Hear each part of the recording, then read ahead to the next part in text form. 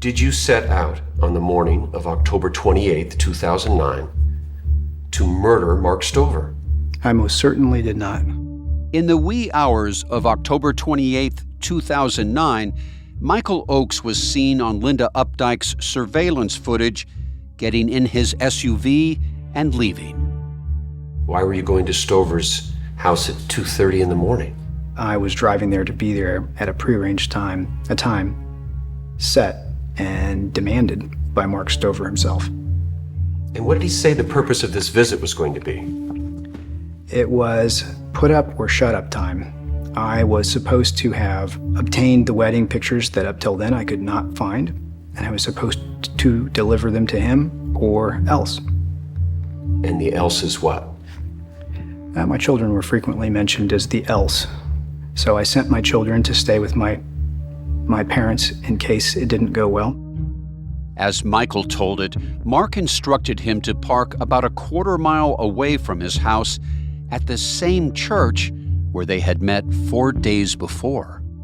Why didn't you just say, no, I'm not going to park there. I'm going to drive up to your home. This really sounds bizarre. It certainly did sound bizarre, and I certainly was frightened, but we're back to that same situation. Either it's everything or it's nothing. And if it's nothing, it means that I have to scoop up my children and honestly flee to a foreign country or something, because there just was no safety inside any area that Mark Stover could find us. Michiel said he did as he was told, walked to Mark's, and was greeted at the front door by Mark along with his specially trained attack dog, Ding. From there, Michiel described Mark leading him through the living room, down the hallway, and oddly, into the bathroom.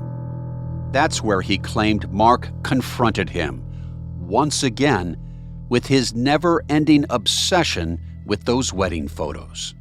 And I went to his house and told him that I couldn't get the pictures. That I'd gone through her safe and they weren't in her safe, and they weren't in her house, and I presumed that she had destroyed them. And what did Mark Stover say to that? He didn't say much. Instead, Michiel claimed Mark suddenly turned around and walked away. He was so agitated or erratic that he broke off in mid-conversation. Michiel said when Mark returned, he raised a gun he was holding in his left hand. The long and the short of it was, moments later, I was shot in the chest.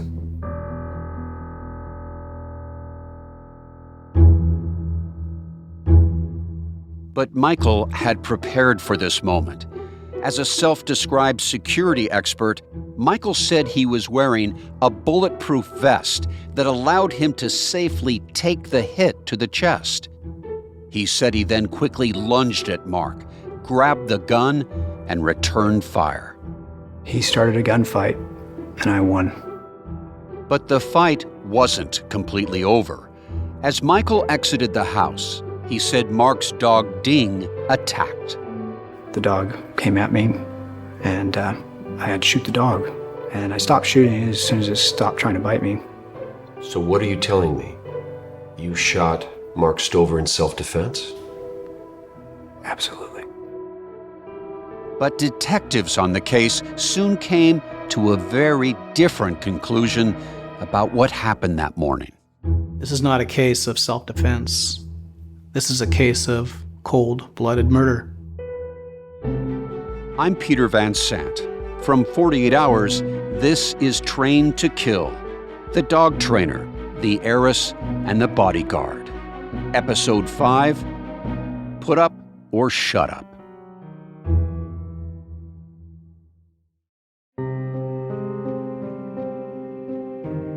I want the truth from Michiel Oakes as to what really occurred on that day, October 28, 2009.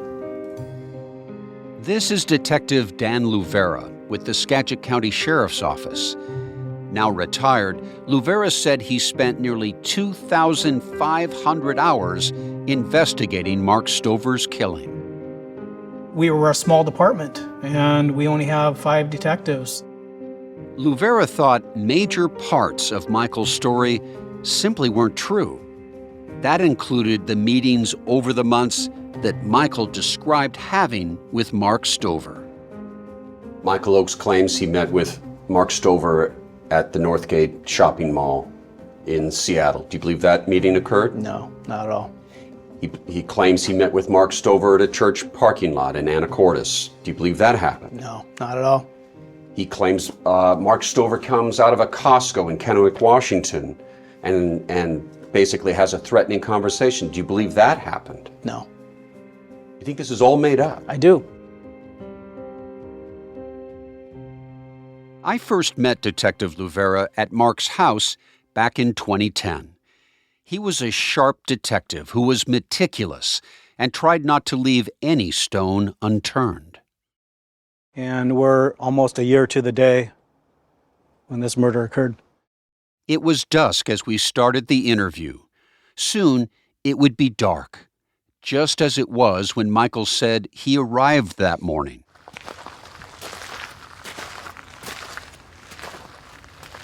Luvera brought a big flashlight to show us the crime scene.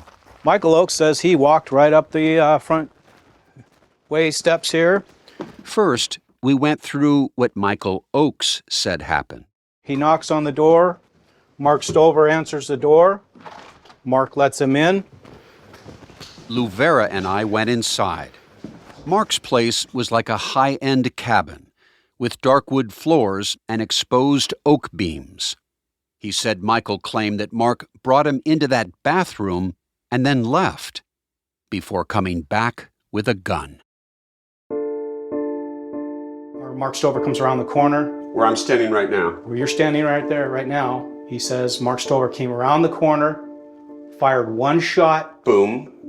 Right into Michael Oakes' ballistic vest.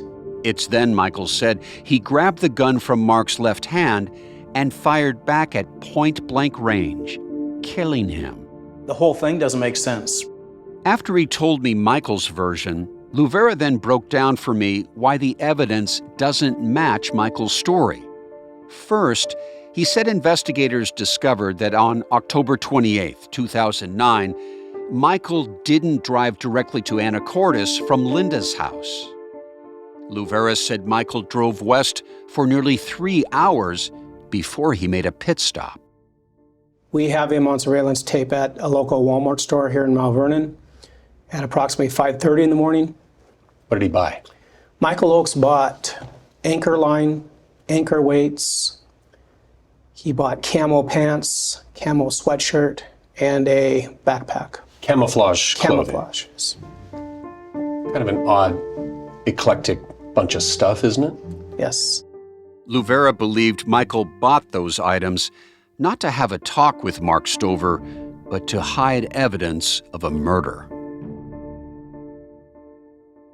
I believe that he bought those items to dispose of Mark's body. Interestingly, Luvera said Michael also purchased a pair of soccer shin guards. The reason he bought those is that he knew Mark Stover had his dog Ding, and that Ding was trained as a protection dog. Luvera said after his Walmart shopping, Michael headed to Anacortes. Michael Oakes' car arrives in the area of Mark Stover's house sometime between 6:30 and 7 a.m. in the morning. It would still be dark. Luvera then demonstrated for us what he thought actually happened at Mark's house that morning. I think he came up the right-hand side of this driveway right here. You can see the tree lines, fence lines. He could have easy concealment. It's dark out. I think as he's in the area of the kennels right here, the dogs are barking. They sense someone or something on the property. Mark was probably alerted to the dogs barking at the kennel, sensed something was wrong. Luvera thought a worried Mark then let Ding out of the house to confront whoever or whatever was out there in the darkness. And I think the dog was shot right away. Ding starts to yelp. Mark hears Ding yelping. Mark comes out. probably on the carport door porch there, or maybe out in the driveway where Michael Oakes encounters Mark Stover. It's during that encounter that Luvera believes Michael Oakes first shot Mark Stover. Spent shell casings were found outside. I believe Mark Stover was probably shot just right in this area where we're standing right here. It's the first time. I think he was shot several times. And the first time he was shot, he probably started to retreat back to his residence. Luvera believed Mark only made it as far as the hallway just inside the door leading from the carport. And Michael likely fired again and finished Mark off with one final shot. There was blood splatters on the wall here, on the wall here. When you come into Mark's house through the carport door, immediately on your right is that bathroom. This is where, in Michael's dramatic telling, he said Mark shot him in the chest, a bullet stopped by a bulletproof vest. Michael said he wrestled the gun away from Mark and shot him dead. But Luvera is skeptical. It's too unbelievable that he could get shot in the vest, lunge at Stover, grab his hand, twist it, and shoot Stover and take him down. He's going to back up, or he's going to grab his chest as a normal reaction of somebody being shot. But he doesn't say that. He says he immediately goes into a defensive mode and grabs Mark Stover's hand and gun, twists, shoots, fires. Mark Stover falls.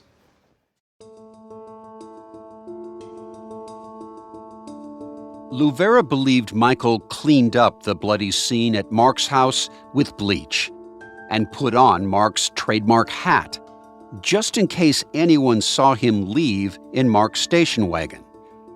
Investigators suspected the driver seen speeding down the driveway was Michael, with Mark's body in the back, and that Michael then moved Mark's body from the station wagon to his SUV later.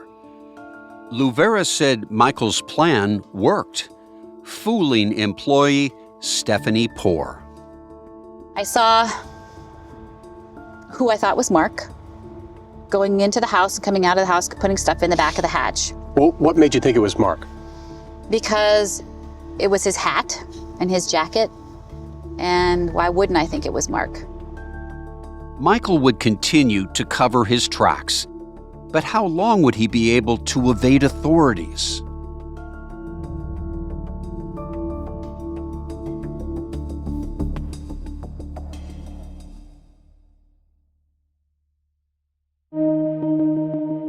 After Michael left Mark's house at around 10 that morning, he was seen stopping at a store where, for some reason, he bought a pair of bolt cutters. And then a couple of hours later, just before noon, that's when Tammy Gilden made that call to report a trespasser. Skagit 911, what's your emergency? It's not an emergency, but I need a sheriff to come out here to Summit Park Grange.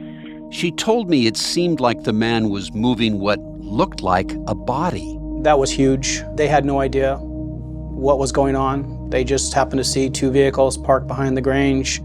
Then, at around 12:30, we now know that Michael was pulled over in Anacortes, Washington, by that Skagit County Sheriff's deputy. Knowing what we know today, what was in Oakes' vehicle when he was pulled over? Mark Stover's body. It was in the back. Yes.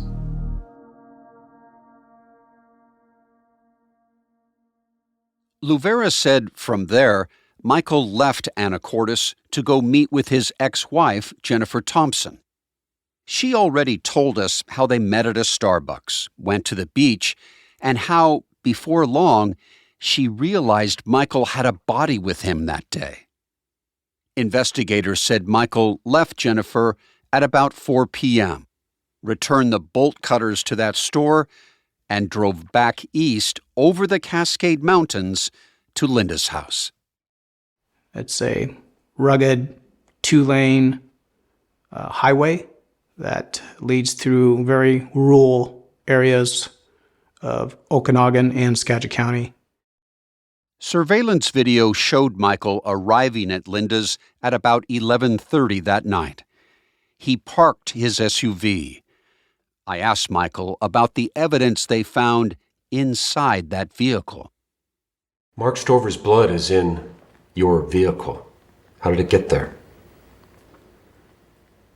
Well, it got there because he was there. Michael then left again. Where he went and what he did is unknown. He returned about 30 minutes later. It was the end of a very long day. A long day that police later learned may have been months in the making. This is the statement of Jennifer L. Thompson. The date is now 10/30/2009. The time is now 2200 hours. 2 days after Mark's disappearance, the Skagit County Sheriff's investigators questioned Michael's second wife, Jennifer Thompson. There is some noise in the background since they are recording at her home. This is Chief Will Reichart. I'm just going to ask you to go over some of the things that we had already talked about so that it's on the record. The first thing they wanted on the record was concerning a call Jennifer claimed Michael received back when they were still married. About May 2008, he told me that there was a potential job coming up that he was interested in taking, about a woman and an ex-spouse that was harassing her. If true, that woman could only have been Linda Updike. Jennifer said Michael then revealed details of a sinister plan. They would basically use Linda as sort of bait to lure the ex-spouse toward her. Once Mark Stover was fooled into threatening Linda, Jennifer claimed the plan was to violently end that threat. They would take him out. Okay, and by taking him out, you understood that to be they would kill him. Right.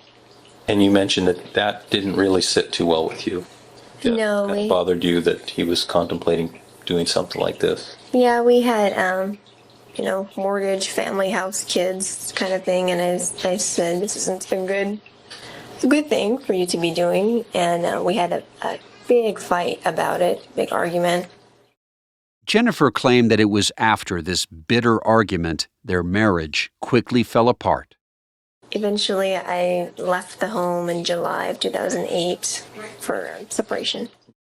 1 month later, she said Michael told her that he wanted a divorce. In January of 2009, our divorce became final, and we pretty much stopped contact. But then, in October of 2009, Jennifer reached out to Michael. She wanted to give him one last chance to reconcile. We still had this intensity together, and so it was just an email of, are you sure? Are you sure? Her instead of me. Jennifer said after a few emails between them, Michael wrote that he'd soon be on the west side of the mountains and suggested they meet. This was October 24th, which is the same day Michael said he met Mark Stover at that church in Anacortes. He just said he was here on a job, a side job, and I knew what that meant, but I didn't ask for specifics. Did he say that job was going to be particularly dangerous, or did he? He did. When he was leaving here, he said he was going on, and that there was risk involved, possible injury to himself, that it was fairly dangerous. Michael told me that he showed up to that October 24th meeting without the wedding photos, and that Mark demanded Michael return later in the week. The following day, Michael messaged Jennifer. He texted me and said, job failed, I'm okay, no pay though. 3 days after that October 25th message, on the same day Mark was killed, Michael and Jennifer met again. The day that they met at that Starbucks, when Michael mentioned that he was afraid of getting arrested. He was really concerned about getting pulled over with the things in his vehicle. He wanted to get them home and get them sterilized. And he said, if anyone sees this now, I'm going in right away. By going in, meaning he would be arrested right away, he felt, right, if somebody saw what was in his vehicle. But there was one final interaction with police that convinced Jennifer that Michael was the hunter in all of this.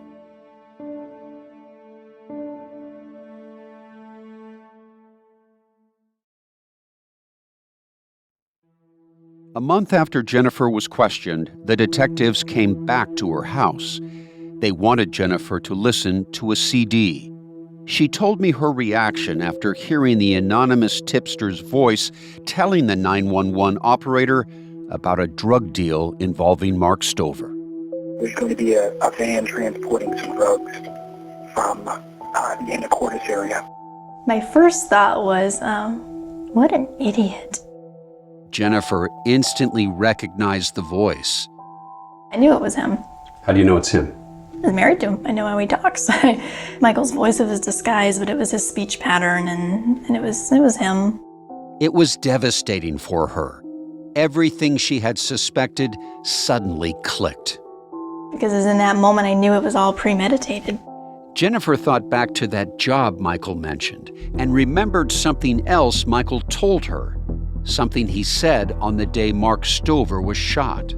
He said that the people that were helping him, and I had the impression that there were two, but I don't know that that was stated. People that were helping him were no longer helping him, and he was on his own. No one was going to help him. So, who could be helping Michael? Well, when Jennifer was being questioned by detectives in those early days after the murder, she shared an intriguing detail. The father of the woman was initiating the job.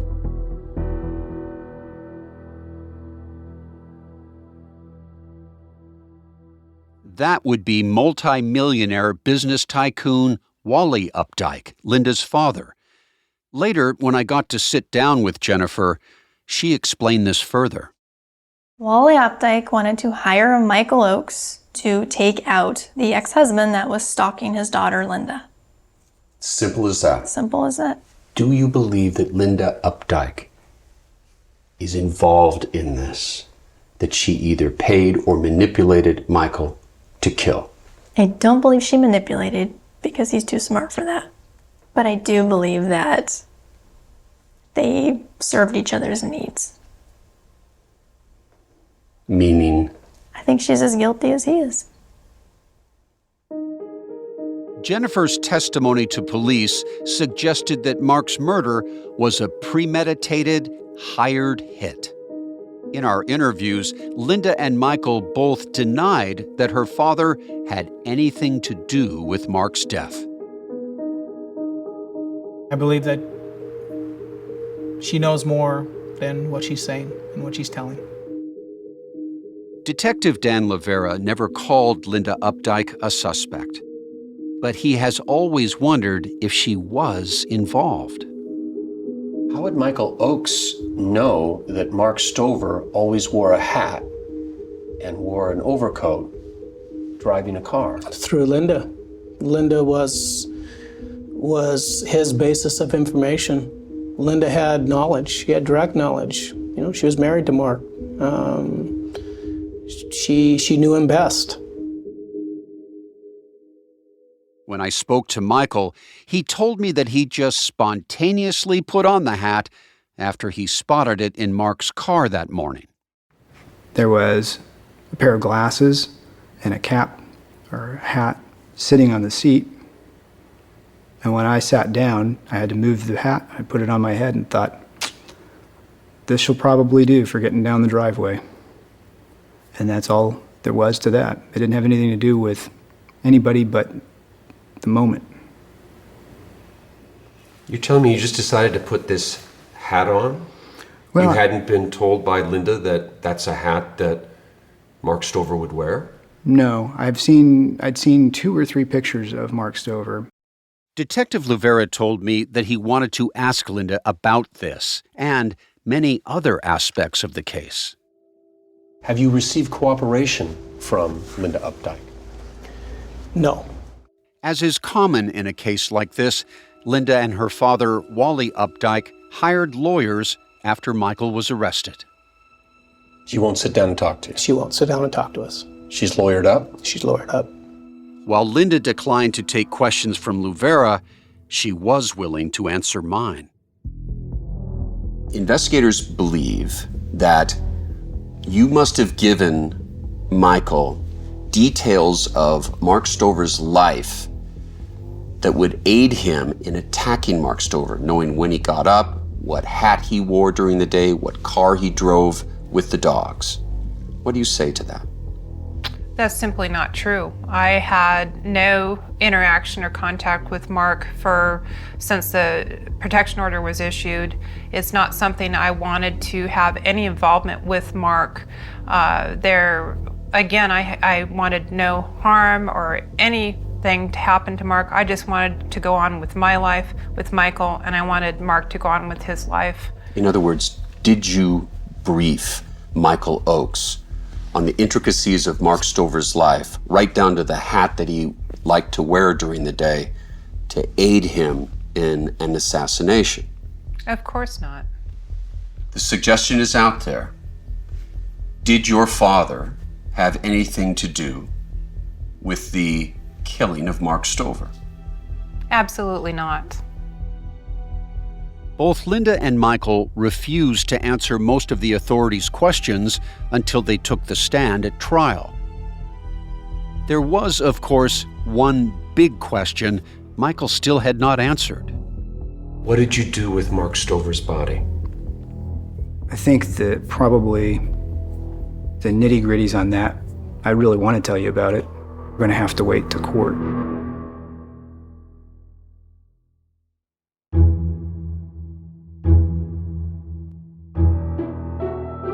From 48 Hours, this is Trained to Kill, The Dog Trainer, The Heiress, and The Bodyguard, produced by Sony Music Entertainment. I'm your host, Peter Van Sant. Judy Tigard is the executive producer of 48 Hours. Original reporting by 48 Hours producers Ryan Smith and Liza Finley. Jamie Benson is the senior producer for Paramount Audio, and Maura Waltz is the senior story editor. Recording assistance from Alan Pang and Reginald Bazile. Special thanks to Paramount Podcast Vice President Megan Marcus. It is written and produced by Alex Schumann. Stephanie Serrano is our editor. Our executive producer is Shira Morris. Our associate producer is Zoe Culkin. Theme and original music composed by Hansdale Shee. Cedric Wilson is our sound designer and mixed the episodes. We also use music from APM and Epidemic Sounds. Fendel Fulton is our fact checker. Our production manager is Tamika Balance-Kolasny. I'm Peter Van Sant. If you're enjoying the show, be sure to rate and review. It helps more people find it and hear our reporting. Follow and listen to Trained to Kill and other 48 Hours podcasts on the free Odyssey app or wherever you get your podcasts. Thanks for listening.